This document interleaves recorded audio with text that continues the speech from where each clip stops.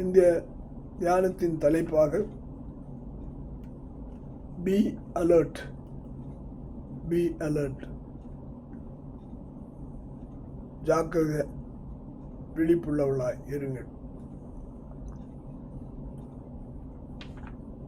இன்றைக்கு இதனுடைய வேத பகுதியாக 1 பேதுரு 5ஆம் அதிகாரம் 8ஆம் வசனம் சொல்கிறது, தெளிந்த புத்தி உள்ளாயிருங்கள், விழித்திருங்கள்,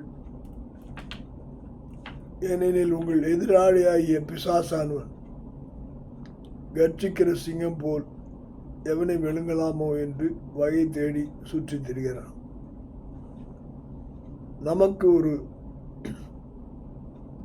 எதிராளி, நாம் பார்த்தவனுமாக இருளில் இருக்கிறவன், இருளாக்குகிறவன். அந்த இருள் நம்மை சூழக்கூடாது. இருள் சூழ்ந்தாலும் வெளிச்சம் நம்மிடத்திலே தேவ பிரசன்னம் இருக்கும்போது அது நம்மை எப்பொழுதும் தெளிந்த புத்தியுள்ளவர்களாயும் ஜாக்கிரதை விழிப்புள்ளவர்களாயும் அவனை புரிந்து கொள்ளத்தக்கதான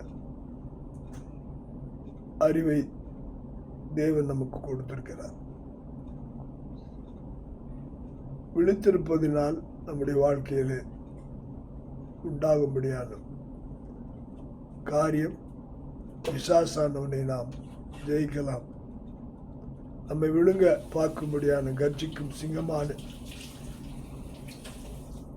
போல உள்ள அவனை நாம் எதிர்த்து நிற்க முடியும். அப்படிப்பட்ட பலனை நமக்கு தேவன் தருவாராக. கர்த்தர் நம்மை ஆசீர்வதிப்பாராக. ஆமென்.